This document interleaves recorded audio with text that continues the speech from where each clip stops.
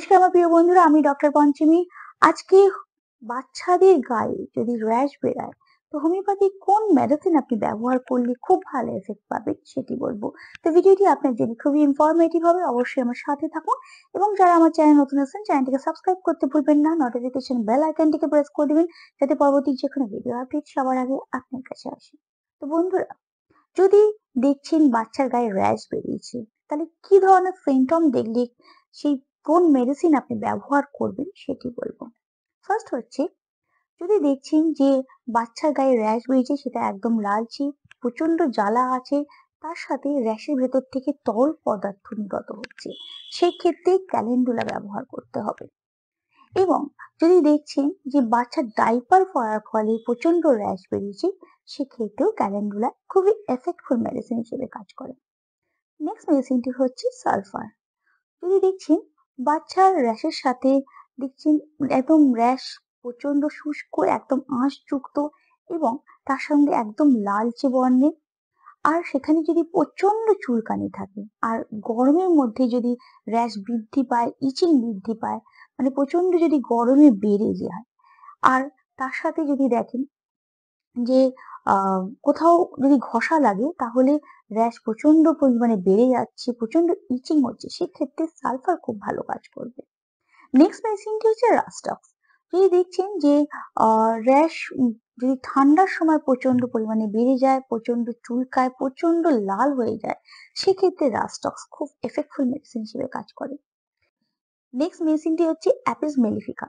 এই মেডিসিনটা সেই সমস্ত র্যাশের ক্ষেত্রে কাজ করবে যেখানে র্যাশ একদম লালচে এবং প্রচন্ড ফুলে গেছে, তার সঙ্গে প্রচন্ড ইচিং হচ্ছে, সেই ক্ষেত্রে খুব ভালো কাজ করবে। এবার আসি, কোন পটেন্সিতে আপনি বাচ্চাকে দেবেন।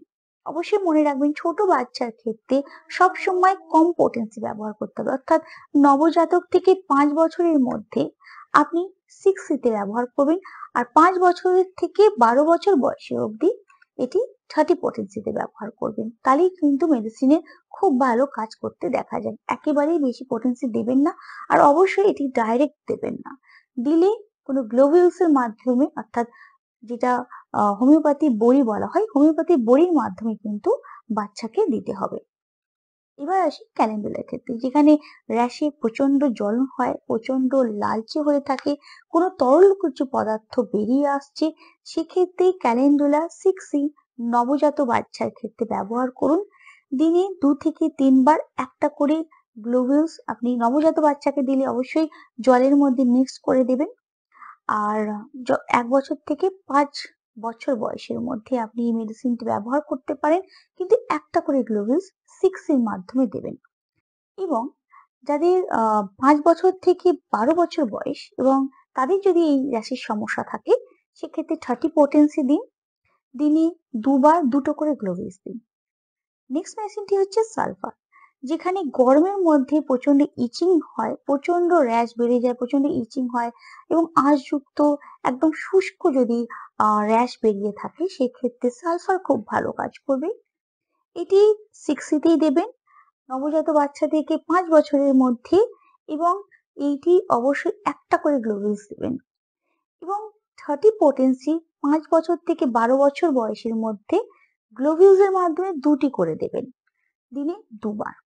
এবং যদি দেখছেন সমস্যা অনেকটাই তীব্রতর হয়েছে, অনেকটাই দীর্ঘমেয়াদী, মানে অনেক দিন ধরে মানে হয়ে আসছে, একেবারেই কমতে চাইছে না, সেখানে 200 পটেন্সি দেবেন, কিন্তু সেটা মাসে একবার একটা গ্লোবিউলস। আর নেক্সট মেডিসিনটি হচ্ছে রাস্টক্স। রাস্টক্স হচ্ছে যদি ঠান্ডার সময় প্রচন্ড পরিমাণে র্যাশ বেড়ে যায়, প্রচন্ড ইচিং হয়, সেক্ষেত্রে মানে ঠান্ডার সময়ই বেশি পরিমাণে যদি র্যাশ বেড়ে থাকে, সেক্ষেত্রে রাস্টক্স খুব ভালো কাজ করবে। 6 দেবেন, নবজাত থেকে 5 বছরের মধ্যে 6 দেবেন 1 থেকে 2 বার একটা করে গ্লোবিউলস। আর 5 বছর থেকে 12 বছরের মধ্যে যদি এই সমস্যা হয়, তাহলে রাস্টক্স 30 পটেন্সিতে দেবেন, 2টো করে দিনে 2 বার। এবং যদি সমস্যা অনেকটাই বেশি হয়, মানে অনেকটাই ক্রনিক পর্যায়ে যদি থাকে, মানে একেবারেই কমতে চায় না, ঘন ঘন এই সমস্যা হতেই থাকে, সেক্ষেত্রে এটি 200 পটেন্সিতে সপ্তাহে একবার দেবেন। সেটা 5 থেকে 12 বছর বয়সের জন্য 200 পটেন্সি, সপ্তাহে একবার একটা করে গ্লোবিউলস। নেক্সট হচ্ছে অ্যাপিস মেলিফিকা। এটি দুবার দেবেন নবজাত বাচ্চার ক্ষেত্রে, 6 দেবেন দুবার, একটা করে গ্লোভিস। আর 5 থেকে 12 বছরের বয়সী বাচ্চাকে দুটো করে গ্লোভিস দেবেন 30 পোটেন্সিতে। তো অবশ্যই আমি বলবো আপনাদের, যদি দেখছেন যে সমস্যা অনেকটাই বেশি হয়ে গেছে, এটি প্রথম অবস্থায় যদি আপনি খুব কম পোটেন্সি থেকে বাচ্চাকে দেন, দেখবেন খুব ভালো কাজ করছে। কিন্তু যদি দেখছেন যে একেবারেই এটা অনেকটাই বেড়ে গেছে, অনেকটাই বাড়াবাড়ির সমস্যা হয়ে গেছে, তাহলে অবশ্যই পাশের ডক্টরের সঙ্গে কনসাল্ট করে বাচ্চাকে মেডিসিন দেবেন, নিজে একেবারেই দেবেন না, এটা অবশ্যই লক্ষ্য রাখবেন। আর এই মেডিসিনটি দেওয়ার আগে ঠিক 15 মিনিট আগে খালি পেটে বাচ্চাকে দেবেন।